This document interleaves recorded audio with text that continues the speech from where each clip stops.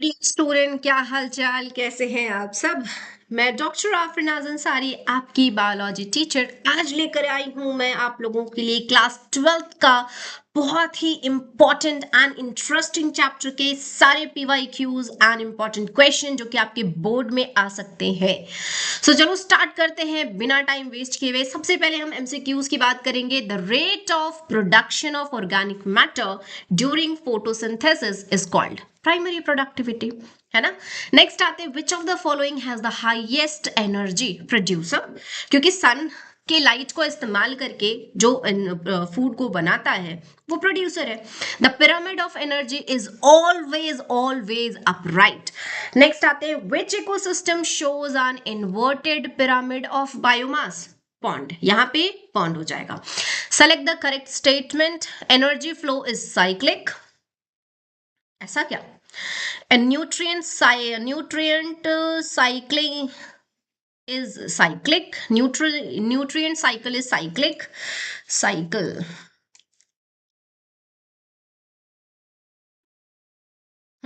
Pyramid of energy can be inverted. Food web increases ecosystem stability. इसमें बता दो बेटा कौन कौन सा सही है। तो इसमें है न्यूट्रिएंट साइकिल इज साइक्लिक होगा, बिल्कुल ठीक है। नेक्स्ट इसके अलावा pyramid of energy can be inverted, कभी भी नहीं। अभी हमने देखा food web increases ecosystem stability, food web increases, बिल्कुल सही है। सो सेकंड एंड फोर्थ इसका ऑप्शन जो है वो सही है, मतलब होगा बी। नेक्स्ट आते हैं assertion reason question. Age of pyramid is always upright. Energy transfer follows the 10% law. Energy follow the बिल्कुल सही है ना। दोनों ही स्टेटमेंट सही है बेटा। देखो, pyramid of energy is always upright, ये हमेशा सही होता है। Energy transfer follow the 10% law, ये दोनों ही सही है। एक्सप्लेनेशन भी सही है। Detritus food chain begins with dead organic matter, it is independent of solar energy. हाँ जी, detritus food chain begins with dead organic matter, बिल्कुल वहीं से होता है। And it is independent of solar energy, ये लाइट के ऊपर डिपेंड नहीं करता। लेकिन इन दोनों, ये एक दूसरे का रीजन सही नहीं है। नेक्स्ट आते हैं 1 मार्क्स के क्वेश्चन में। Who propose the 10% law of energy transfer, किसने किया था भाई। कपड़ा आता है ना रेमन का, सो रेमन लैंडमैन ने। What is the ultimate source of energy in an ecosystem, sunlight, one and only sunlight. Name the reservoir of phosphorus in the phosphorus cycle, sedimentary rock. कौन होंगे, sedimentary rock. Which type of ecological pyramid can never be inverted energy, वो हमेशा upright होगा। Define ecosystem, a functional unit of nature where living organisms interact with their other and with the abiotic environment, उसको हम ecosystem कहते हैं। Smallest unit होता है ये हमारे एनवायरमेंट का। What is a trophic level, so each step or position of a food chain is called a trophic level. Who proposed the 10% law of energy transfer, अभी हमने बात कर लिया। What is standing crop, so the amount of living biomass present in an ecosystem at a given time is called standing crop, ठीक है। What is standing state, the amount of nutrients present in soil or water at a given time is called standing state.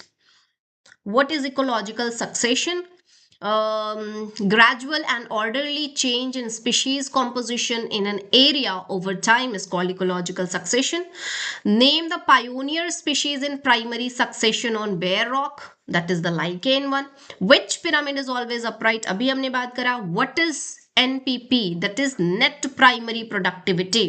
ये कैसे निकालेंगे, जो gross है उससे हम minus कर देते हैं जो भी हमारा लॉस हुआ है, और उसके बाद निकल जाएगा हमारा नेट प्राइमरी प्रोडक्टिविटी। जीपीपी क्या है, ग्रॉस प्राइमरी प्रोडक्टिविटी। बिना लॉस किए जितना भी हमने बनाया है उन सबको कहते हैं GPP. What is detritus, dead organic matter. Name the bacteria involve in nutrification, so nutrification में नाइट्रोसोमोनास एंड नाइट्रोबैक्टर होगा। विच बैक्टीरिया कन्वर्ट, वैसे ये जो है ये आपके सिलेबस से सक्सेशन जो है वो हटाया हुआ है बेटा, ठीक है। लेकिन ये कुछ ऐसे हैं जो कि अगर 1 मार्क्स में या एमसीक्यूज में आने के चांसेस होते हैं, इसलिए इसके आंसर्स यहाँ पर दिए हुए हैं। Name the bacteria involve in nitrofication, nitrosomonas and nitrobacter. Which bacteria convert nitrate into nitrogen gases, it's pseudomonas. What is eutrophication, excessive nutrient enrichment of water bodies leading to algal bloom, ठीक है, उसको हम eutrophication कहते हैं, जिसकी वजह से aquatic animals की डेथ होने लगती है। What is a food web? Interconnected food chain is food web. What is humification? Formation of humus during decomposition. What is mineralization? So inorganic nutrients का humus के अंदर जाकर के भर जाना, that is mineralization. Name the reservoir of carbon in carbon cycle. So carbon in carbon cycle में reservoir क्या है भाई? Carbon dioxide. ठीक है, सेक्शन बी 2 मार्क्स के क्वेश्चन हो जाएंगे। 10% law of energy transfer. Lindeman ने बताया था कि सिर्फ 10% ही एनर्जी जो है वो ट्रांसफर होता है नेक्स्ट ट्रॉफिक लेवल में, बाकी 90% का जो एनर्जी है वो आप में रेस्पिरेशन के दौरान जो है वो लॉस हो जाता है। ठीक है, नेक्स्ट आ जाते हैं grazing food chain and detritus food chain में डिफरेंस क्या है। ग्रेजिंग फूड चेन प्रोड्यूसर से स्टार्ट होगा, यहाँ पर डेड ऑर्गेनिक मैटर से स्टार्ट होगा। ग्रेजिंग फूड चेन का एग्जांपल ग्रास, डियर, टाइगर, ऐसे। यहाँ पर डिट्रिटस फूड चेन में डेड लीव्स हो जाएंगे, फिर अर्थवर्म हो जाएगा, फिर बर्ड्स हो जाएगा, इस तरीके से। Major pathway in aquatic ecosystem है ग्रेजिंग फूड चेन, और major pathway in terrestrial ecosystem जो है वो डिट्रिटस फूड चेन होगा। Why is energy flow in ecosystem unidirectional? क्योंकि एनर्जी एंटर करेगा एज सोलर रेडिएशन, फिर प्रोड्यूसर उसको कन्वर्ट करेगा केमिकल एनर्जी में, और फिर वो हर एक ट्रॉफिक लेवल में जाते जाएगा। ठीक है, और फिर जब वो जा रहा है तो सिर्फ 10% एनर्जी ट्रांसफर हो रहा है, बाकी क्या हो जाता है, बाकी जो है वो हीट के फॉर्म में लॉस हो जाता है। इसको हम रिसाइकल नहीं कर रहे, इसको हम वापस सन को नहीं दे रहे, है ना। तो सन को क्योंकि दे ही नहीं रहे तो ये यूनिडायरेक्शनल हो गया। क्लियर है। जीपीपी एनपीपी में क्या फर्क है। सो टोटल जो जितना भी बना है उसको हम जीपीपी कहेंगे, एंड जो उसमें से हीट के फॉर्म में, रेस्पिरेशन के फॉर्म में लॉस हो गया उसको माइनस कर देंगे जीपीपी से, तो निकल जाएगा हमारा नेट प्राइमरी प्रोडक्टिविटी। ठीक है, चलो नेक्स्ट इसके बाद आ जाते हैं 3 मार्क्स के क्वेश्चन की हम बात करेंगे। Explain the pyramid of biomass with example. So pyramid of biomass represent the total dry weight of organism at each trophic level. In forest ecosystem it is upright, in pond ecosystem it is inverted. ये ध्यान रखेंगे हम लोग। ठीक है, describe ecological succession, mention it's type. बहुत थोड़ा सा है, 2 टाइप का होता है, primary and secondary succession. Ecological succession क्या है, gradual and orderly change in species composition in an area. Explain decomposition process. So decomposition involves breakdown of dead organic matter into simpler substances, जिसके steps क्या क्या होंगे, सबसे पहले fragmentation, फिर leaching, फिर कैटाबॉलिज्म, फिर ह्यूमिफिकेशन, फिर mineralization. It is carried out by decomposers like bacteria and fungi. Why is detritus food chain considered more important in terrestrial ecosystem?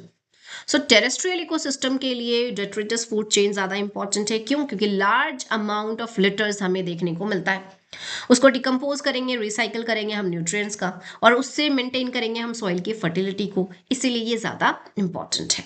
ठीक है, प्राइमरी और सेकेंडरी सक्सेशन इसको हम लोग छोड़ सकते हैं क्योंकि ये है नहीं आपके कोर्सेस में। नेक्स्ट आते हैं standing crop versus standing state. So biomass at given time, standing state में nutrients at given time, measured as dry weight standing crop में, and measured as nutrient amount in case of standing state में। Next आते हैं 4 marks के question जो कि है आपका केस बेस्ड, जिसमें आ जाते हैं हम। पहला पैसेज है, in a forest ecosystem energy flow from green plant to herbivores and then to carnivores, only a small fraction of energy reaches the top. बिल्कुल सही है, होता ही ऐसा है क्योंकि 10% एनर्जी ट्रांसफर हो रहा है। So what is the direction of energy flow, producer to consumer, consumer to decomposer. What is energy flow, why is energy flow unidirectional, क्योंकि ये वापस सन को हम दे नहीं रहे इसलिए। Name the law governing energy transfer, 10% law. ठीक है, a lake ecosystem shows rapid growth of algae due to excessive nutrients from agriculture run off. What is this phenomenon called, which nutrients are responsible, what will happen to dissolve oxygen। so phenomenon की अगर हम बात करेंगे so eutrophication है ना। दूसरा, which nutrients are responsible, so nitrate and phosphate। what will happen to dissolved oxygen, dissolved oxygen decreases due to decomposition। in a pond ecosystem phytoplankton are consumed by zooplankton which are eaten by small fishes and then by large fishes। identify the type of food chain, it's grazing food chain। What will be the pyramid of biomass? Inverted pyramid of biomass. Why is energy? कितनी बार देखो कितना ज्यादा important है ये। Next आ जाओ, most important है बेटा, 5 marks के क्वेश्चन है ये, बोर्ड का फेवरेट क्वेश्चंस हो जाते हैं। Describe the component of ecosystem. Abiotic और बायोटिक हो जाएगा। एबायोटिक में light, temperature, water, soil, nutrients. Biotic में प्रोड्यूसर हो जाएगा एंड कंज्यूमर हो जाएगा। कंज्यूमर में फिर primary consumer, secondary consumer, tertiary consumer हो जाएगा एंड फिर लास्ट में आता है आपका डिकम्पोजर। इन सबको आपको एक एक लाइन में एक्सप्लेन भी कर देना है। Explain decomposition, mention factor affecting it. So process of decomposition में क्या होगा? डिकम्पोजिशन में पहले सबसे पहले तोड़ेंगे, फिर लीचिंग होगा, कैटाबॉलिज्म होगा, ह्यूमिफिकेशन होगा, फिर मिनरलाइजेशन होगा। फैक्टर्स क्या क्या है? टेम्परेचर है, वाटर है, मॉइस्चर है, ऑक्सीजन अवेलेबिलिटी है, केमिकल कॉम्पोजिशन है, ये सारी चीजें। नेक्स्ट आते हैं carbon cycle with diagram. So carbon dioxide कहाँ मिलेगा? एटमॉस्फेयर में।